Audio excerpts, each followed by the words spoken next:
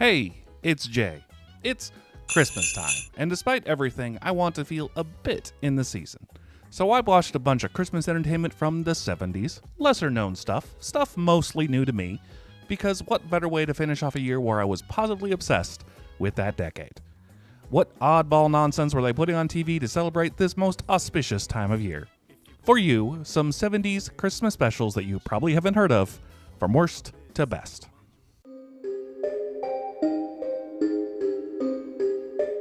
This one is not technically on the list because it's not, despite featuring a tree, a Christmas movie. It happens at Christmas, but it has none of the themes or vibes you'd want. And no, this is not a die-hard situation because nobody is ritually watching this during December. It's actually a family thriller about 4 daughters coming home on their estranged father's request to take care of their mother-in-law, and it veers off into being a cut-rate horror movie with a boring, obvious twist. I really don't have much to say about it. The performances are pretty solid. All the actors in this are top-notch.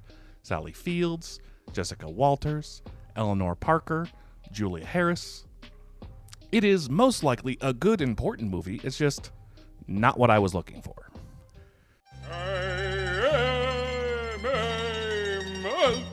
You remember Benji, right? That little hero dog who saved some kids and then was reincarnated with Chevy Chase's soul in him, and then he hung out with an alien prince and a hamburger robot? Well, he got his very own Christmas special, and it sucks. All we do is follow this crusty old Santa Claus as he leads Benji and these 2 ladies around a half-assed North Pole set. He's kidnapped them because he's going to sit this one out, because he broke his leg. He's letting the elves handle it, and he needs Benji there for morale reasons. Yes, these elves are all children dressed up in various stereotypical costumes. Don't you know everyone in the world celebrates Christmas and also have elves specific for that region? They sing a dumb, racist song, and it's revealed that Santa was just faking the injury because he was feeling underappreciated. But then he hears a half-assed argument about how he's loved all over the world, and he sees some elves petting Benji, and he's ready to deliver those gifts again. Because every home that loves Santa Claus is technically Santa Claus's home. It's not breaking and entering when the children in the house love you. He has a copy of your keys and needs to leave your children gifts. And then the magical adventure is over, and Benji is back in this Switzerland parade. Oh, what a stupid adventure. And Benji doesn't even do anything. He's being carried the entire time. The only time he moves at his own recognizance is when he jumps off the table away from these freaks. What makes this Christmas Benji's exactly? What did he contribute to any of this? Get out of here, Benji.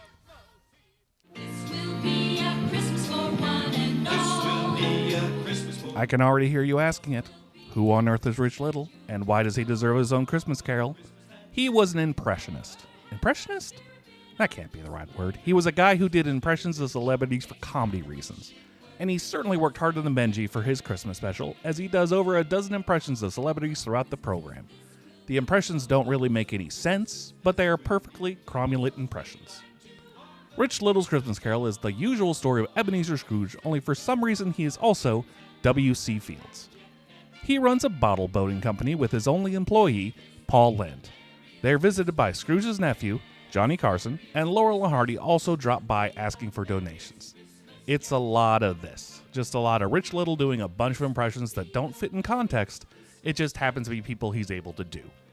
Jacob Marley is Nixon, Tiny Tim is Truman Capote.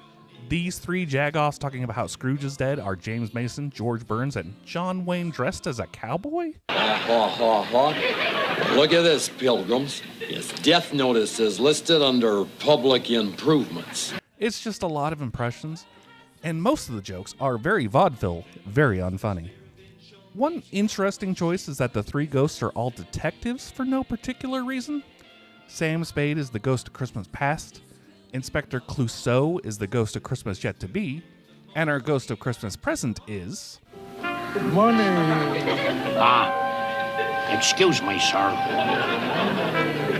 Sir, I know you're very, very busy sleeping, but I'm the ghost of Christmas present. I give this Columbo impression a C. Not quite right, but serviceable. And having him asked to lay down in Scrooge's bed is a pretty good joke. He absolutely would do this.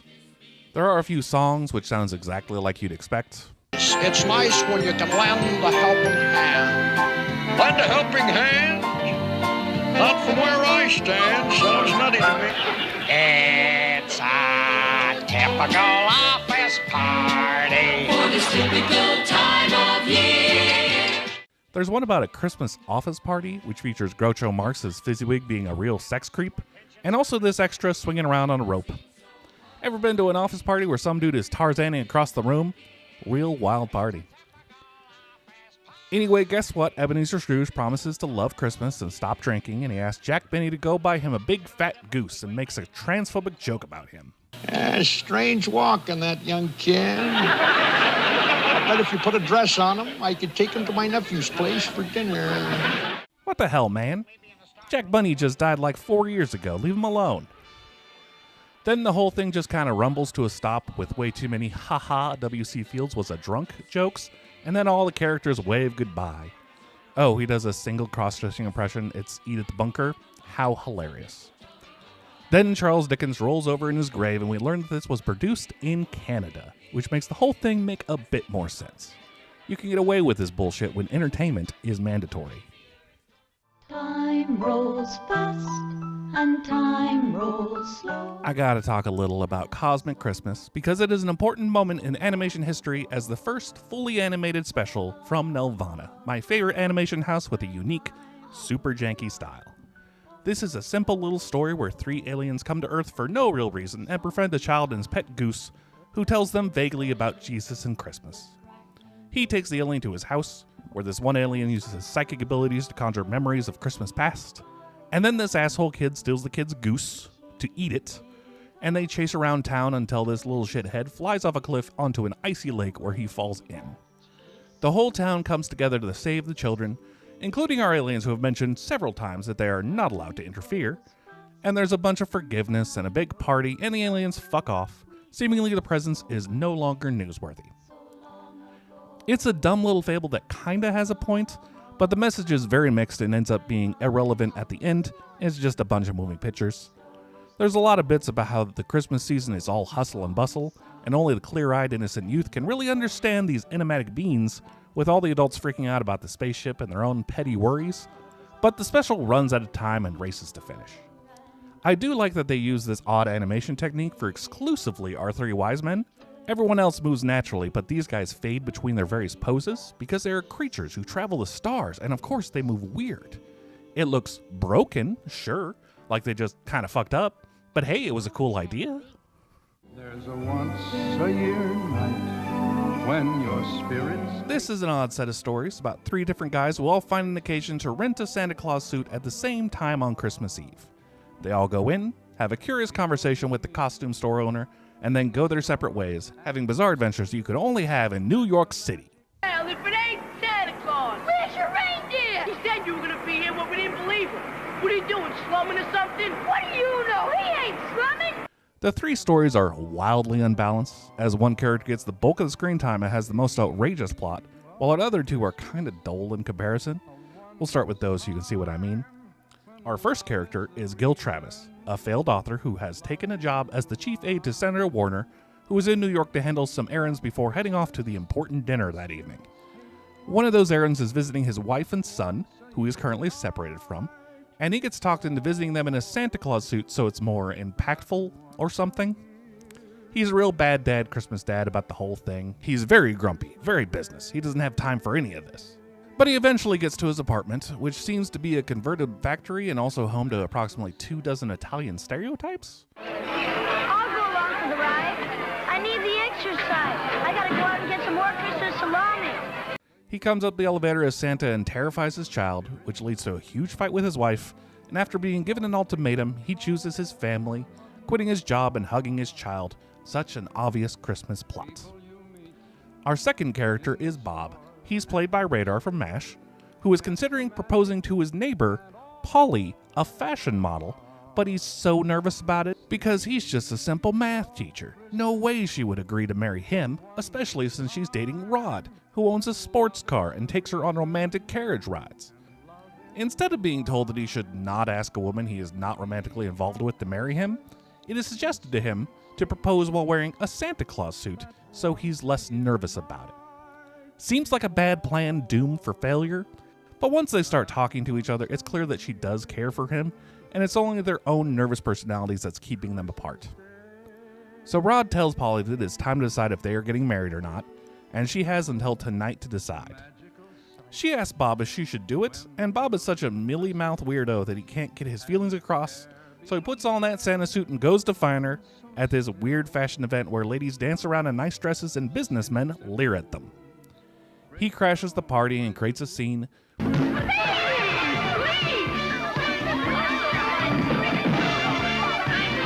Security guard, do something! pulling Polly out of there into a side room where they accidentally step on an elevator, and they confess their love to each other and kiss in front of some carolers. It's sweet, I guess. Our third Santa suit wearer is Stan Somerville, a bum, his words. He used to be a chef, but he couldn't handle success and spent several years in the bottle to his current low point. He's gotten his hands on a gun, a hot gun that was used in a bank robbery, and the criminals are after him because of it, so he puts on a Santa suit to better hide from them. He gets his suit and then gets drunk, visiting his old friend before choosing a home seemingly random to bully his way into and hold the people inside hostage. He fortunately chose the home of this kind old couple who are constantly bringing out the song and dance routines, who are hosting their 2 bratty grandchildren for Christmas. The grandchildren suck in such an entertaining way, and these two absolutely rock. They're so much fun. Best part of the movie. Kids, what happened to the Christmas spirit? She stepped on my tank. I'm gonna deck her. Oh, yeah, you and what army? Oh, shut up, the both of you. Boy, are you a pair of weird grandchildren. And then he rolled. Bravo, sir. We were in vaudeville, just a couple of kids. Daddy says you killed vaudeville. Yeah, dead. He passes out drunk in front of his hostages, who tuck him into bed and tell him it's no big deal, he can stay as long as he likes.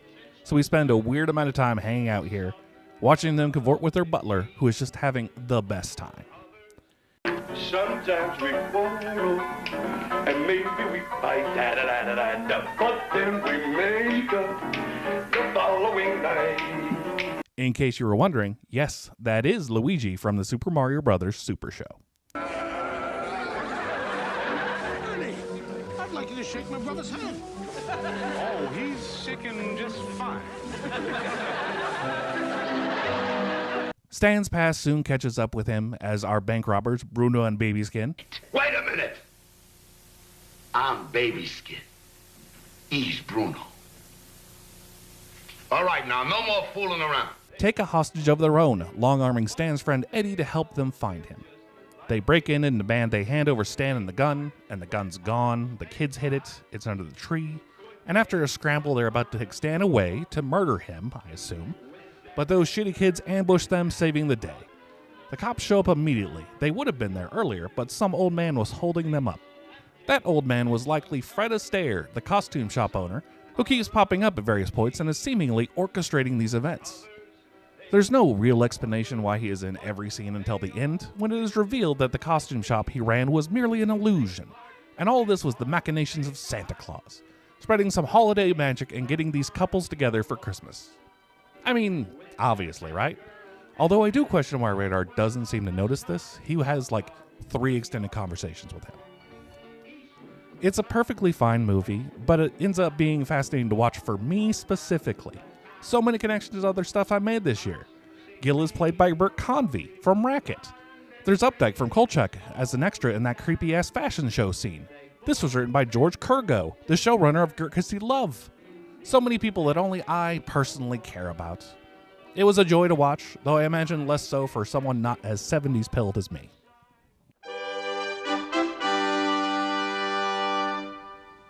You know of It's a Wonderful Life, that Christmas classic about George Bailey, a good man who has a terrible Christmas Eve when his neurodivergent uncle loses $8,000 at the bank, leading to an encounter with an angel who shows him how much impact he's had on the people around him.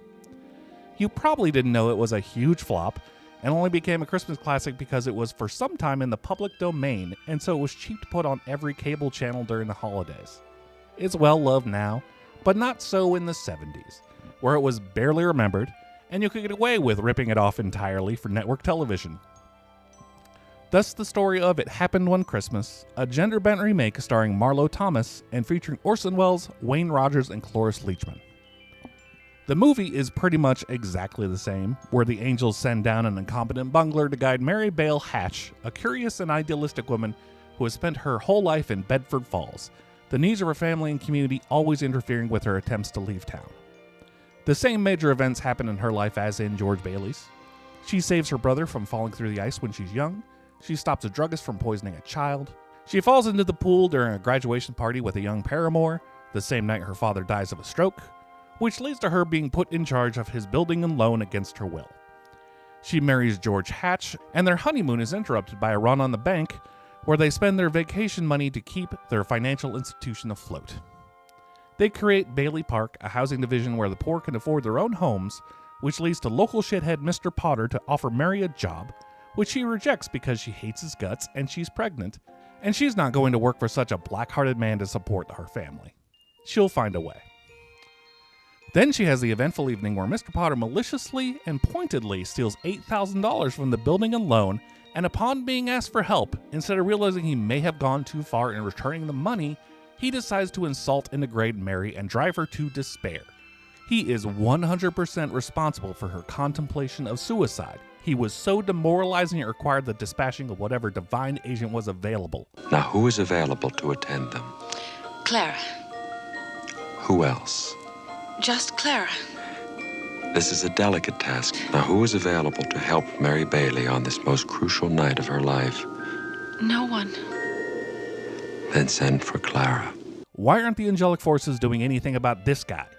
We have proof that his influence unchecked would turn the town into ungodly, filthy, crime-ridden slums. Mary Bailey is single-handedly responsible for preventing the economic collapse of the entire region. I understand why they left to prevent this suicide, but it seems like the real linchpin to this community is Potter, who could really use a Christmas caroling, if you know what I mean. I guess that's a different department. The annoyed angel wrangler in the opening keeps reinforcing that she's not helping Mary, she's guiding her, which feels like a real cop-out.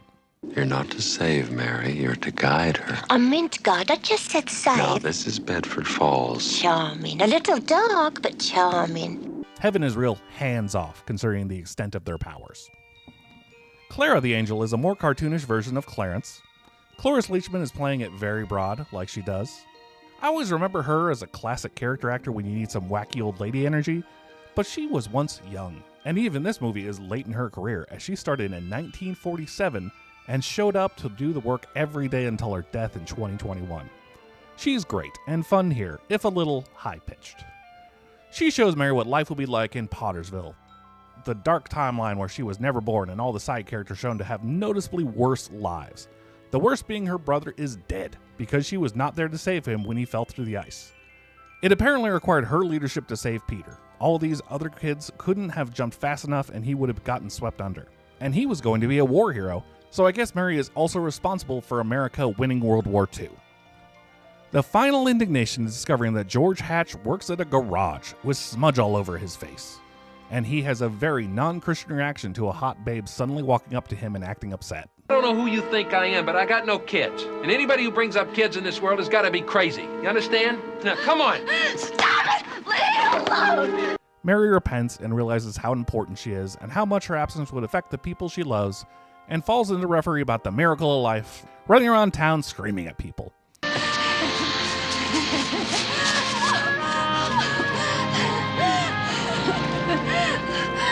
Merry Christmas, Mr. Potter!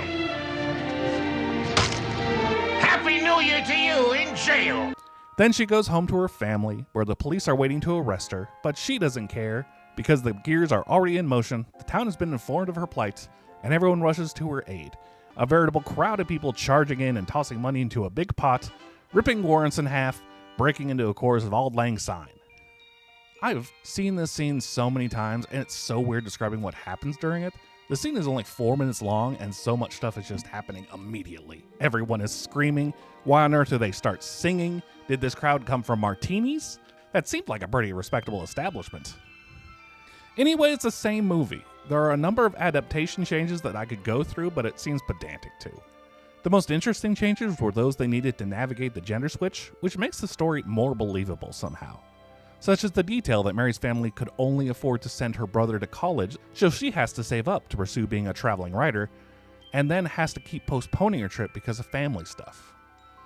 Then soon enough she's married and has 3 kids, and old weird Uncle Bill loses track of the money at the bank, and completely forgot that he taunted the town's capitalist whose heart is so black he will commit a crime for the opportunity to send his nemesis to jail. Even in this extremely stressful situation, she still keeps her cool better than George Bailey did. She's not as much as a sour apple as he is. She's righteous and caring, more disappointed her plans keep falling apart than angry. It's a great performance. I like Marlo Thomas, she's really good in this. Orson Welles is also perfect for this, a real evil piece of shit in an ornate wheelchair. I think I like this version better. It's a tighter movie, cutting about 20 minutes, cutting subplots we didn't really need, like whatever Vi was up to. She's barely a character in this. Stop that guy! Vi? What are you staring at? They also cut all the sexual harassment scenes as well. Annie, I'm in love with you. There's a moon out tonight. This is a very interesting situation. Please give me my robe. Man doesn't get in a situation like this every day. But most of the bizarre moments from the original that stick with me are gone. The scene where a bunch of people suddenly appear to laugh at a woman, or the scene with the goats, the police brutality scene, the raven who lives in the building alone, the scene where a squirrel consoles Uncle Billy after George yells at him. One of us is going to jail. Well, it's not going to be me.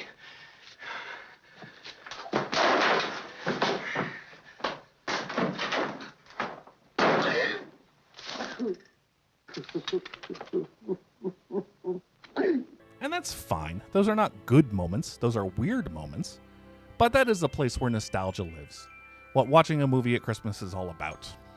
So it can't really trump the original, and hasn't. It's a Wonderful Life has again been clawed back by the capitalist machine. Certain parts now under copyright, so watching a truly exact copy of the version you saw before costs $5. The free version I managed to find dodged this by changing the score of the film, leading to a very poorly matched dance sequence.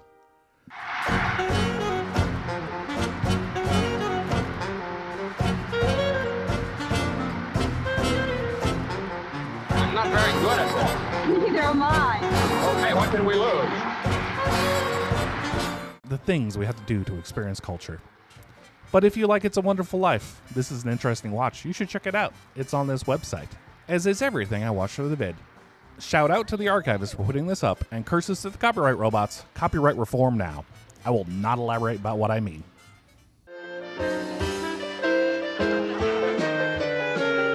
I enjoy a good Christmas Carol, the tale of the miserly Ebenezer Scrooge who is haunted into being a good person one eventful Christmas Eve. You often see the tale imitated, but you rarely see a full redo, where they take all the same points but with original characters and settings. An American Christmas Carol sets the story in New Hampshire during the Great Depression, telling the tale of small-town businessman Benedict Slade, whose shithead capitalist behavior leads him to doing a repo run on Christmas Eve, taking everyone's beloved possessions the very day they need them most. He's a real piece of shit, handing out pamphlets about the necessity of saving to orphans, tearing apart a bunch of books to harvest leather, firing his only employee at Christmas for daring to suggest that maybe he should use his vast wealth to reopen the quarries so that the people in their struggling town have work. This guy definitely needs a Christmas Eve haunting for sure. Bring on the ghosts. The haunting is actually pretty creative. All three ghosts are shadows of people from around town that he just wronged, and they are heralded by this radio. So the Ghost of Christmas Past visitation is the bookstore owner, an archivist, appearing with news broadcasts from the past. Glorious day of 1927 when Charles A. Lindbergh has become the first man to fly the Atlantic Ocean. Thousands of Frenchmen have waited for hours. The Ghost of Christmas Present is a man who runs the Children's Home, a joyous man of the earth, and he brings a whole child's chorus with him. You're wasting your time, Jessup. This isn't going to work. Christmas has worked for 2,000 years. It's working now. The Ghost of Christmas Yet to Be, meanwhile, is introduced by music from the future,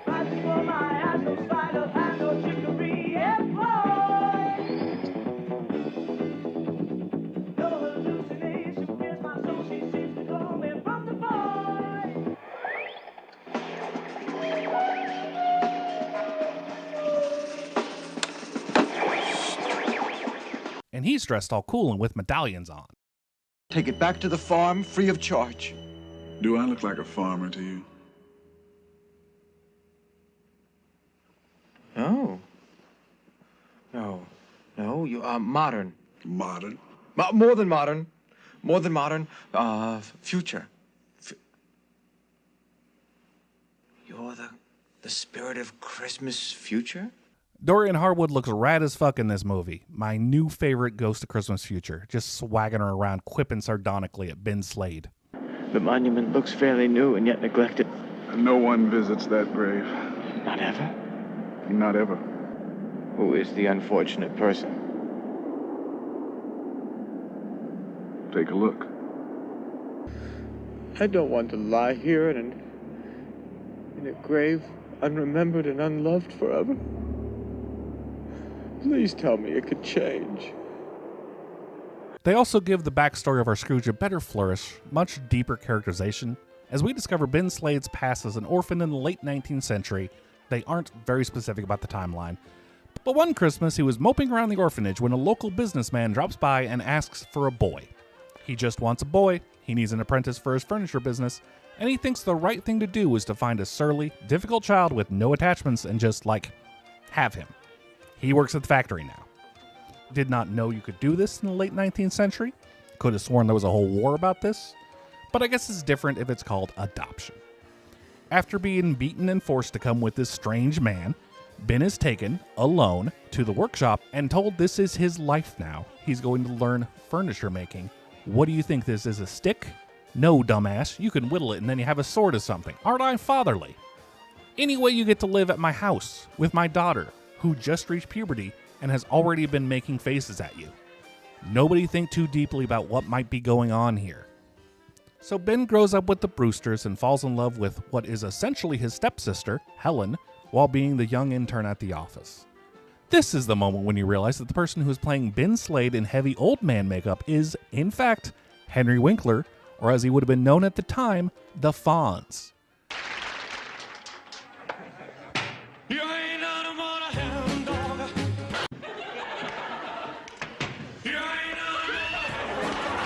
I have no idea how, in 1979, at the age of 34, Henry Winkler, at the height of his career, starred in a TV movie where he spent the majority of the screen time as a shitty old man. Was this film before he hit it big? Did he just really like the script? What was going on? Best I can figure out is that one of the production companies involved was also involved with the Star Wars Holiday Special, which is, if anything, an interesting detail that will go uncommented upon at this time. So yeah, these two kids are in love. She's chosen him over finishing school, and it seems the legacy of the workshop is secure.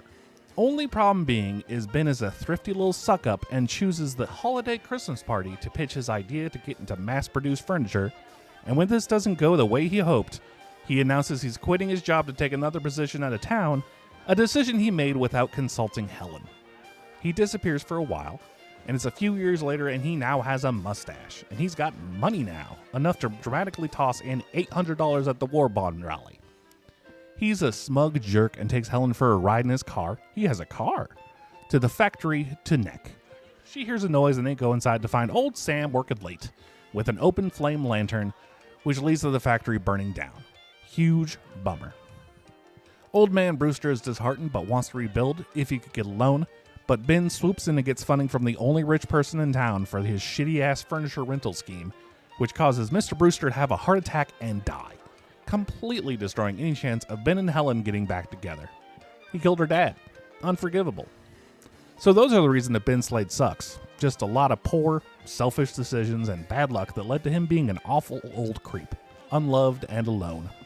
Christmas Present gives us more of our Bob Cratchit Thatcher, who seems to be just a real compassionate guy, who loves his family and struggles financially because of course Ben Slade didn't pay him well. His son has a breathing problem and his kids want to know why the parents are upset. It's very workable and understated family business. You like this guy a lot in these scenes. Ben Slade is moved by his ex-employee's plights. Then it's Christmas Future Time, where Ben takes forever to realize that an estate sale happening in his warehouse can only mean one thing. Are they crazy? This is quality merchandise. Very much like my own possessions. I bid $500, not a penny less. He can't hear you.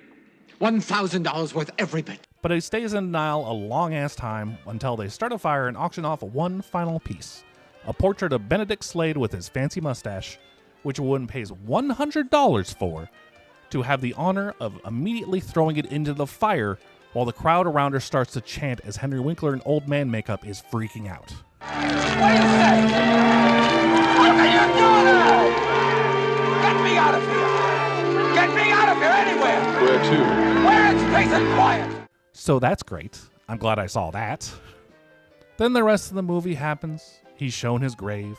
He does a "You There, Boy." You there, boys! Then he goes and rehires Thatcher, promises to send the boy to Australia to heal his lungs, and returns everyone's stuff and appoints Thatcher as the Vice President of Development.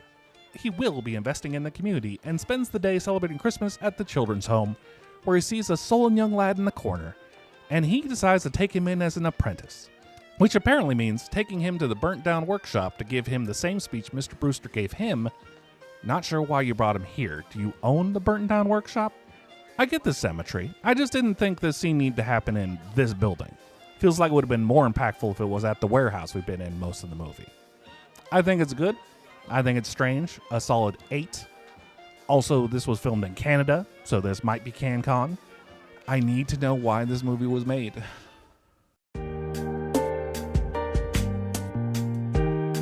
So there are some obscure 70s movies. Tell me in the comments if you remember seeing these sometime. As for my younger audience, I'll be looking at more recent stuff soon. Can't guarantee how more recent, but I've got ideas. I'm having fun, want to figure out a way to have something up weekly. More consistent content means better placement, I assume, but look forward to trying harder. I appreciate you all. I read your comments and then don't comment so they don't leave my home screen. It's so adorable. But seriously, thanks. I mentioned the Patreon only as an obligation in response to the rapidly growing pressure this world places upon us all. I wish you all a happy and quiet holiday. May the time of cold be introspective and calm. I shall see you when I am roused again by the spirit to make stuff happen.